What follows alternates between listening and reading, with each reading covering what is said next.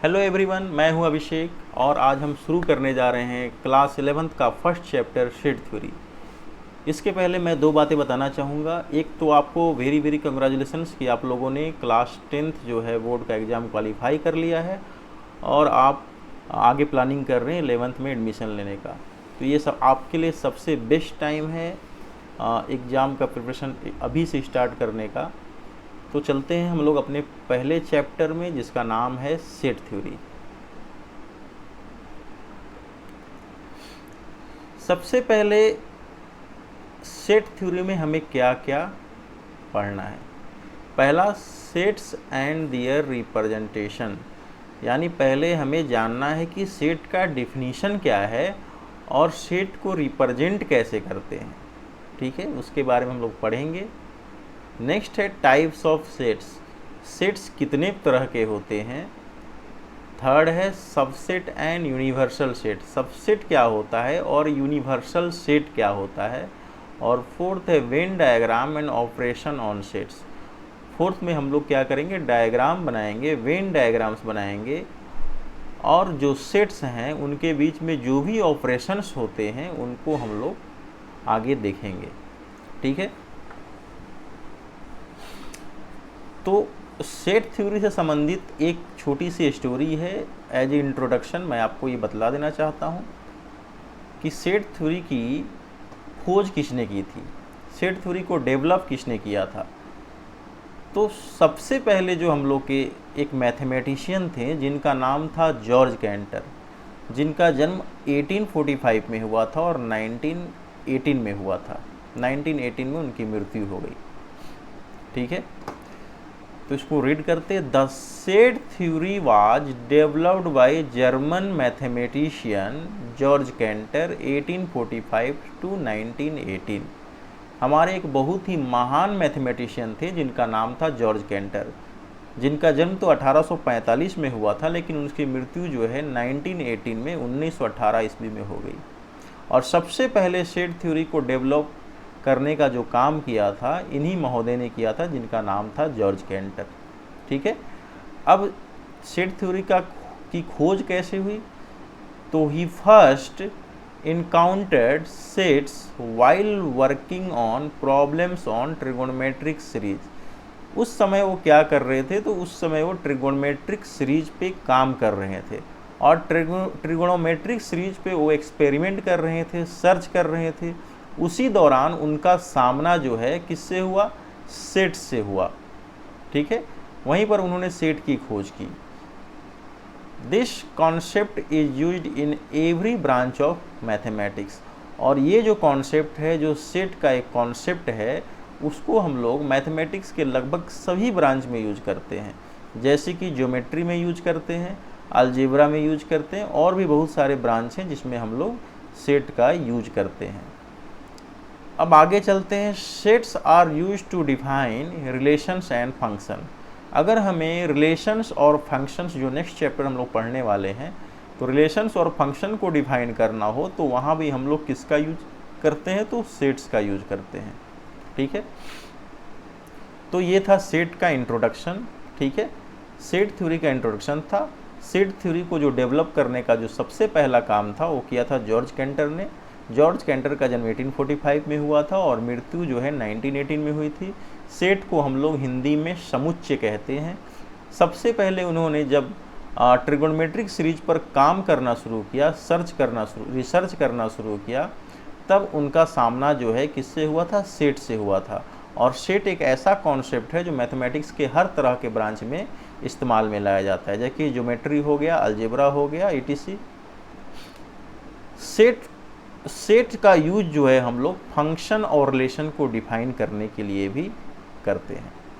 ठीक है, तो सेट थ्योरी में क्या क्या पढ़ना है। सेट्स एंड देयर रिप्रेजेंटेशन, यानी सेट का डिफिनीशन क्या है और उनको सेट्स को कैसे रिप्रेजेंट करते हैं। टाइप्स ऑफ सेट, सेट के कितने प्रकार होते हैं। थर्ड है subset and universal set, subset क्या है और यूनिवर्सल सेट क्या है। फिर हम लोग क्या करेंगे, सेट को वेन डायग्राम्स के माध्यम से समझने की कोशिश करेंगे और उससे संबंधित कुछ ऑपरेशंस हैं, यूनियन हो गया, इंटरसेक्शन हो गया, इन सब के बारे में, कंप्लीमेंट्री सेट हो गया, इन सब के बारे में भी हम लोग क्या करेंगे, आगे पढ़ेंगे। तो आते हैं नेक्स्ट टॉपिक पे। सेट का नेक्स्ट टॉपिक है, पहले हम लोग समझें कि डिफरेंट टाइप्स के जो सेट्स हैं या डिफरेंट टाइप के जो ग्रुप हैं उनके बारे में हम लोग जानते हैं। पहले, in our daily life while performing regular work we often come across a variety of things that occur in a group. यानी हम लोग जो अपने रोज़ के जो डेली के जो लाइफ हैं, जो डेली लाइफ है हम लोग का, उसमें हम लोग बहुत सारे ऐसे वर्क को परफॉर्म करते हैं, रेगुलर परफॉर्म करते हैं, ठीक है, जिसमें हम लोग का सामना जो है डिफरेंट टाइप के थिंग्स से होता है, डिफरेंट टाइप के ग्रुप से होता है। यानी कुछ घटनाएं ऐसी होती हैं जो कि ग्रुप में घटित होती हैं, ठीक है। तो हमारे डेली लाइफ में जब हम लोग अपना रेगुलर वर्क जो है परफॉर्म करते हैं, तो उस दरमियान हम लोग डिफरेंट टाइप के वेराइटी ऑफ थिंग्स से मिलते हैं, जहाँ पर कुछ घटनाएं जो हैं या हम लोग का सामना जो है कुछ ऐसी चीज़ों से होता है जिसमें ग्रुप सम्मिलित होता है, यानी समूह सम्मिलित होता है, ठीक है। मतलब एक कलेक्शन की बात हम लोग करते हैं, ठीक है। तो एग्जाम्पल के रूप में देख लेते हैं, टीम ऑफ क्रिकेट प्लेयर्स, यानी हमारी जो क्रिकेट टीम है जो क्रिकेट खेलती है वो किस रूप में है, एक टीम के रूप में है। और उस टीम में कितने मेंबर्स हैं, तो 11 मेंबर्स जो हैं क्रिकेट खेलते हैं, ठीक है। उस ग्रुप में 15 मेंबर्स भी हो सकते हैं, 16 मेंबर्स भी हो सकते हैं, लेकिन जो क्रिकेट खेलने वाला जो ग्राउंड पे उतरने वाली टीम है उसमें कितने मेंबर्स होते हैं, 11 मेंबर्स होते हैं। तो यहाँ भी हम लोग को एक कलेक्शन का भाव प्रकट होता है, एक ग्रुप का भाव प्रकट होता है, और वो ग्रुप क्या है, तो एक टीम है, टीम ऑफ क्रिकेट प्लेयर्स। अब आते हैं ग्रुप ऑफ टॉल बॉयज। अगर मान लीजिए किसी कक्षा में लंबे लड़कों का जो ग्रुप है तो उसको हम लोग कह सकते हैं group of tall boys. A pack of cards, यहाँ पर कार्ड्स जो हम लोग ताश की पत्ती खेलते हैं, जो कार्ड्स खेलते हैं, उसको हम लोग कहते हैं पैक ऑफ कार्ड्स। यानी उसमें कितने पत्ते होते हैं, तो 52 कार्ड्स होते हैं, तो उनको एक पैक कह दिया गया, ठीक है। तो यहाँ हम लोग देखते हैं टीम, ग्रुप, पैक एक आइडिया देते हैं, किस चीज़ का, कलेक्शन का आइडिया देते हैं। यानी ये जो टीम है, ये ग्रुप है, ये पैक है, ठीक है, ये सारे के सारे जो वर्ड्स हैं उनसे हमको क्या पता चलता है, तो एक कलेक्शन का पता चलता है, यानी एक समूह का पता चलता है जिसमें कुछ विशेष तरह के जो हैं ऑब्जेक्ट्स पाए जाते हैं।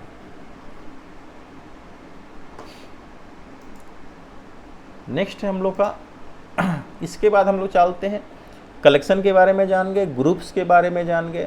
अब हम लोग पढ़ते हैं well defined collection of objects, यानी ऑब्जेक्ट्स का वैसा कलेक्शन जो वेल डिफाइंड हो। तो पहले हम लोग जान लेते हैं कि वेल डिफाइंड होता क्या है, ठीक है। If any given collection of objects is in such a way that it is possible to tell without any doubt whether a given object belongs to this collection or not, then such a collection of objects is called a well defined collection of objects।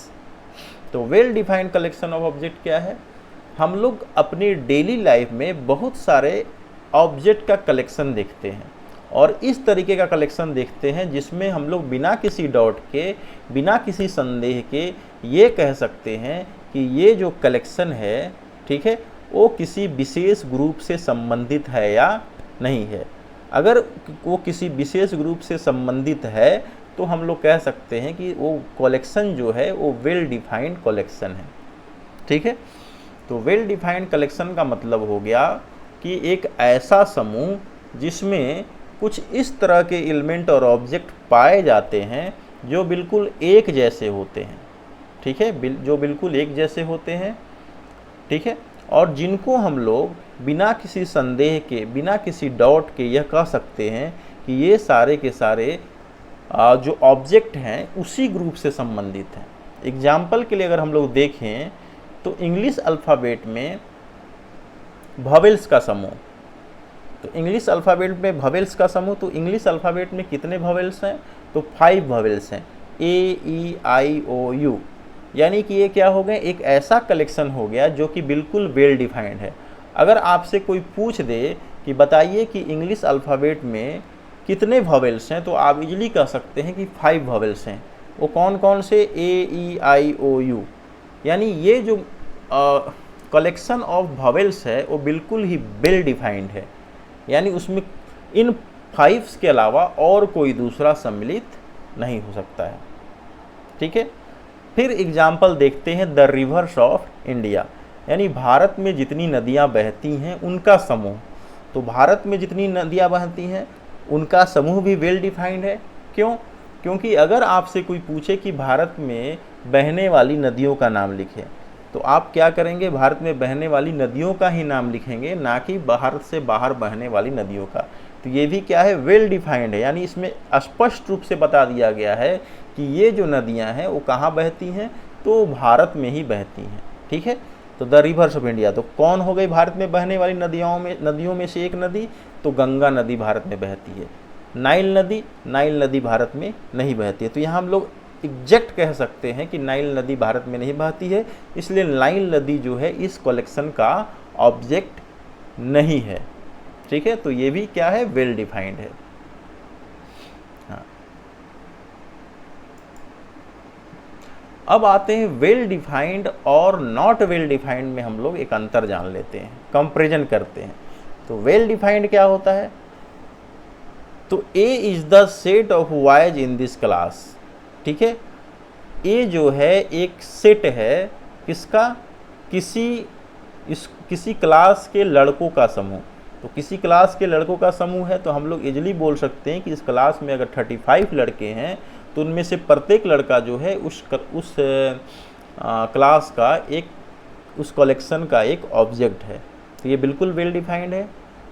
अब उसमें पूछा जाए कि C is the set of cool students in this class, यानी C जो है उस class के सबसे कूल, मतलब कूल रहने वाले, ठंडा रहने वाले, मतलब नॉर्मल रहने वाले लड़के का समूह है। ठीक है, तो हम लोग ये डिसाइड नहीं कर सकते हैं कि कौन सा लड़का कूल है और कौन सा लड़का कूल नहीं है, तो ये वेल डिफाइंड नहीं है। सेकेंड एग्जाम्पल है, B is the set of classroom in E wing. मान लीजिए हमारे क्लास के बहुत सारे विंग हैं और एक अमुक लड़का जो है ई विंग का मेंबर है, तो ये बिल्कुल ही वेल डिफाइंड है। और D is the set of large number, और डी जो है लार्ज नंबर का सेट है। तो हम लोग ये नहीं पता कर सकते हैं कि लार्ज नंबर क्या है। ठीक है, लार्ज नंबर क्या है वो हमें ही पता नहीं है, लार्ज नंबर इनफाइनाइट है। तो लार्ज नंबर क्या है, लार्ज नंबर का कंपैरिजन कर सकते हैं कि 2 और 4 में लार्ज कौन है, तो 4 है। लेकिन अगर पूछा जाए कि D is the set of large number, तो हम लोग उसका एक समूह नहीं बना सकते कि कौन सा लार्ज नंबर है, ये पता करना संभव नहीं है। तो क्या है, ये जो है D is the set of large number, ये वेल डिफाइंड नहीं है। फिर आते हैं W is the set of whole number. W जो है होल नंबर का सेट है। तो हमें पता है होल नंबर क्या है, तो होल नंबर जो है 0, 1, 2, 3 से लेकर इन्फिनिटी तक जितने भी नंबर हैं वो होल नंबर के समूह है। तो ये भी वेल डिफाइंड है। ठीक है, लेकिन E is the set of good teachers at Lenape, यानी ई जो है एक सेट है अच्छे टीचर्स का। तो कौन सा टीचर अच्छा है वो हम डिसाइड नहीं कर सकते हैं। क्यों? क्योंकि हर बच्चे के लिए, हर व्यक्ति के लिए टीचर्स जो है उनका कैरेक्टर जो है डिफरेंट हो सकता है। कुछ को कोई टीचर अच्छे लगेंगे और कुछ को कोई टीचर जो है बहुत ही बुरे लगेंगे। तो यहाँ ये भी क्या है, वेल डिफाइंड नहीं है, यानी कौन सा टीचर अच्छा है ये वेल डिफाइंड नहीं है। एक एग्जांपल और देता हूँ, किसी क्लास में सुंदर दिखने वाले लड़कियों का समूह, तो कौन सी लड़की सुंदर है ये भी क्या है, वेल डिफाइंड नहीं है। हो सकता है किसी बच्चे के लिए कोई दूसरी लड़की खूबसूरत हो और किसी अदर बच्चे के लिए कोई और लड़की खूबसूरत हो। तो यहाँ भी क्या है, किसी क्लास के खूब ब्यूटीफुल गर्ल्स का समूह भी जो है एक well defined set, well defined object collection नहीं है। तो हम जान गए कि वेल डिफाइंड क्या होता है और नॉट वेल डिफाइंड क्या होता है। वेल डिफाइंड का मतलब हुआ एक ऐसा समूह जिसमें हम लोग बिना किसी संदेह के यह कह सके कि नहीं भाई ये ऑब्जेक्ट जो है इसी ग्रुप का सदस्य है।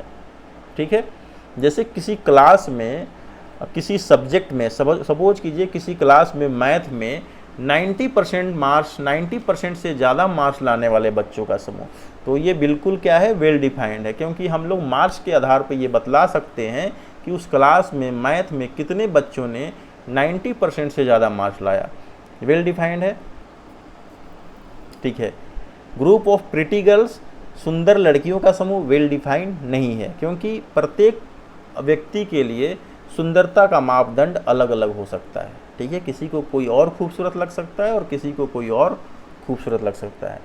A group of intelligent student, intelligent students का समूह जो है वेल डिफाइंड नहीं है, क्योंकि किसी भी व्यक्ति के इंटेलिजेंस का जो स्तर है हम लोग माप नहीं सकते हैं, ठीक है, वो डिफरेंट हो सकता है। तो कौन सा व्यक्ति जो है, अगर हमारे पास 100 साइंटिस्ट हैं तो कौन सा साइंटिस्ट जो है ज़्यादा इंटेलिजेंट है, इसका पता लगाना काफ़ी मुश्किल है। तो ये क्या है, वेल डिफाइंड नहीं है, ठीक है। अब कह सकते हैं a group of most talented writers in India, यानी सबसे ज़्यादा टैलेंटेड जो राइटर्स हैं उनका समूह, तो ये भी वेल डिफाइंड नहीं है। बहुत सारे राइटर्स हैं, हम लोग उसमें डिफाइन नहीं कर सकते हैं कि कौन सा राइटर जो है सबसे बेस्ट है और कौन सा राइटर जो है टैलेंटेड नहीं है, कौन सा टैलेंटेड है, कौन सा टैलेंटेड नहीं है। उसी तरीके से a group of Indian writers who has published more than 25 books on geopolitics, एक ऐसा राइटर जिसने जियोपॉलिटिक्स सब्जेक्ट पर 25 से ज़्यादा बुक्स लिखे हैं और इंडिया से संबंधित है, तो ये हम लोग बता सकते हैं। तो ये क्या है, वेल डिफाइंड है। तो हम लोग जान गए कि डिफाइंड और वेल डिफाइंड में क्या अंतर है। वेल डिफाइंड का मतलब होता है एक ऐसा कलेक्शन ऑफ ऑब्जेक्ट जिसमें हम क्लियरली बता सकते हैं कि वो ऑब्जेक्ट जो है उस मेंबर का सदस्य है या नहीं, इसमें किसी भी तरह का संदेह नहीं है। तो जहाँ संदेह की बात होती है, जहाँ डाउट होता है, वो वेल डिफाइंड नहीं है, और जहाँ डाउट नहीं होता है वो वेल डिफाइंड है। जैसे इंग्लिश अल्फ़ाबेट के भवेल का समूह, तो यहाँ कोई डाउट नहीं है कि इंग्लिश अल्फ़ाबेट में 5 भवेल्स होते हैं, AEIOU, यानी इनका जो समूह है, इनका जो ग्रुप है क्या है, वेल डिफाइंड है। फिर आगे बढ़ते हैं।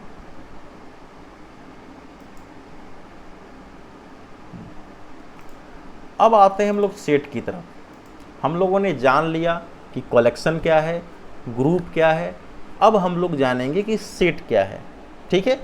तो set is a well defined and distinct object, collection of distinct object, ठीक है, considered as a single entry, यानी सेट एक ऐसा कलेक्शन है, कैसे ऑब्जेक्ट का, वेल डिफाइंड ऑब्जेक्ट का। तो कह सकते हैं set is a collection of well defined and distinct element, यानी सेट क्या है, वेल डिफाइंड कलेक्शन है डिस्टिंक्ट एलिमेंट का। सिंपली कह सकते हैं एक लाइन में कि a well defined collection of object is known as set. A well defined collection of objects is known as set, यानी वेल डिफाइंड ऑब्जेक्ट के कलेक्शन को हम लोग क्या कहते हैं, सेट कहते हैं। सेट को हिंदी में समुच्चय कहते हैं या कुलक कहते हैं, ठीक है। सुपरिभाषित समूह अथवा संग्रह को हम लोग सेट कहते हैं। परिभाषा के रूप में वस्तुओं के उस समूह अथवा समाहार को समुच्चय कहते हैं जिसमें सम्मिलित वस्तु किसी गुण विशेष को संतुष्ट करती हो, जिसके आधार पर स्पष्ट रूप से यह बताया जा सके कि अमुक वस्तु जो है उस संग्रह में सम्मिलित है या नहीं, ठीक है। तो सिंपल सा डिफिनीशन है, set is the collection of well defined and distinct elements, यानी उस समूह में वो एलिमेंट जो है एक ही बार आना चाहिए, यानी डिस्टिंक्ट होना चाहिए, और साथ ही साथ वो एलिमेंट जो है, वो समूह जो है वेल डिफाइंड होना चाहिए। एग्जाम्पल के लिए हम लोग कह सकते हैं set of all English, set of all vowels in English alphabet, ठीक है। तो इंग्लिश अल्फ़ाबेट में जो भवेल का समूह है वो क्या है, सेट है। और भी एग्जाम्पल है set of all whole number, तो होल नंबर का जो सेट है वो भी क्या है, होल नंबर का जो कलेक्शन वो भी क्या है, सेट है। Set of all natural number, उसमें भी नेचुरल नंबर आ गए। सेट ऑफ ऑल इंटीजर्स, वो भी क्या है, एक तरह का सेट है, समूह है, ठीक है। Collection of all natural number collection of all whole number, collection of all integer, collection of all vowels in English alphabet,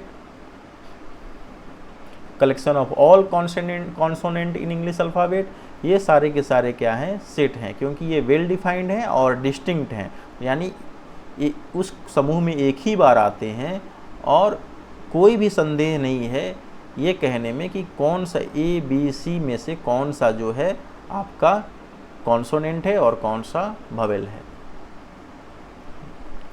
फिर आते हैं नेक्स्ट टॉपिक है set are usually denoted by the capital letters A B C X Y Z. Set को denote करने के लिए हम लोग किसका यूज करते हैं, तो कैपिटल लेटर का यूज करते हैं। और कैपिटल लेटर क्या हो सकते हैं, A, capital B, capital C, capital X, capital Y, capital Z. ठीक है, अब वो सेट क्या है, एक कलेक्शन है।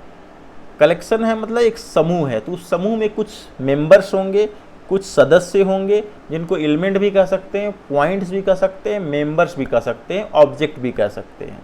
ठीक है, तो अगर एक कोई सेट है तो वो कलेक्शन ऑफ ऑब्जेक्ट्स है, तो उसके जो एलिमेंट होंगे, उस कलेक्शन में जो एलिमेंट होंगे, जो ऑब्जेक्ट्स होंगे, जो मेंबर्स होंगे, उनको हम लोग रिप्रेजेंट करने का काम करते हैं किससे, इंग्लिश अल्फ़ाबेट के स्मॉल लेटर से, यानी small a, small b, small c, small x, small y, small z, small etc। फिर आते हैं, अगर मान लिया जाए कि ए हमारा कोई सेट है, ए क्या है, ए हमारा कोई सेट है और स्मॉल ए जो है उसका एलिमेंट है।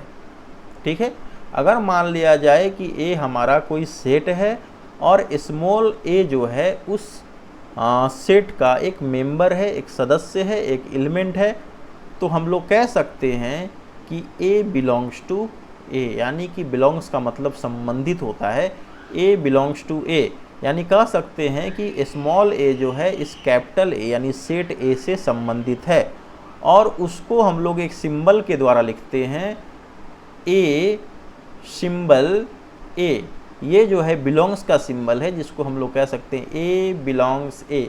अगर ए बिलोंग्स ए सिंबल के द्वारा लिखना हो तो हम लोग इस सिंबल का इस्तेमाल करते हैं। ठीक है, हो सकता है कि कोई एलिमेंट ए जो है, मान लीजिए कोई एलिमेंट ए है और ये भी हो सकता है कि ये जो है उस सेट का एलिमेंट नहीं है। मान लीजिए ए कोई सेट है और ये भी हो सकता है कि ए जो है, A is not an element of set है, ए जो है इस सेट का मेंबर नहीं है, तब हम लोग कहते हैं ए डजंट बिलोंग्स टू ए, यानी ए जो है ए से संबंधित नहीं है, ए स्मॉल ए जो है कैपिटल ए से संबंधित नहीं है। उस कंडीशन में हम लोग सिंबल के द्वारा कैसे लिखेंगे, तो इस सिंबल के द्वारा जो संबंधित का साइन है ए बिलोंग्स टू ए, इसका मतलब ए से संबंधित है, और जब इसको ऐसे तिरछे काट देंगे तो हो जाएगा ए से संबंधित नहीं है, ए डजंट बिलोंग्स टू ए। तो जान लीजिए इसका मतलब होता है ए बिलोंग्स टू ए से संबंधित है, ए डजंट बिलोंग्स टू ए से संबंधित नहीं है। एक एग्जाम्पल देख लेते हैं कि हमारे पास एक सेट दिया हुआ है, ये सेट है और सेट को इंडिकेट करने के लिए जो मीडियम ब्रैकेट होता है उसमें उसके एलिमेंट को कॉमा देकर लिखा जाता है। मान लीजिए ए अगर हमारा कोई सेट है और 1 2 3 4 5 उसके एलिमेंट हैं, तो हम लोग सेट ए को लिखने के लिए A is equal to medium bracket और उसके एलिमेंट के बीच में कॉमा देकर हम लोग लिखकर फिर इस मीडियम ब्रैकेट को क्लोज कर देते हैं। तो ये जो है सेट को लिखने का तरीका है। अब हम लोग कह सकते हैं कि 3 जो है इस सेट का एलिमेंट है, इस सेट ए का मेंबर है, 3 इस सेट ए का एलिमेंट है, मेंबर है, पॉइंट है। तो हम लोग लिख सकते हैं 3 बिलोंग्स टू ए, यानी 3 ए से संबंधित है। ठीक है, लेकिन यहाँ देखते हैं कि 6 जो है ए का मेंबर नहीं है, तो हम लोग लिख सकते हैं 6 is not a member of A, 6 doesn't belongs to A, 3 is a member of A, 3 belongs to A, 6 is not a member of A, 6 doesn't belongs to A। ये हो गया सेट को लिखने का तरीका। ठीक है, फिर नेक्स्ट टॉपिक पे आते हैं। हाँ, नेक्स्ट टॉपिक जो है बहुत ही वेरी वेरी इंपॉर्टेंट है, यहाँ पहचानना है। ठीक है, सबसे पहले कैपिटल एन कौन से सेट को इंडिकेट करता है, तो ये इंडिकेट करता है the set of all natural numbers. Capital N से हम लोग नेचुरल नंबर के सेट को इंडिकेट करते हैं। हमारा नेचुरल नंबर क्या है, 0 1 2 3 डॉट डॉट डॉट, ये नेचुरल नंबर है, इसको इंडिकेट करते हैं कैपिटल N से।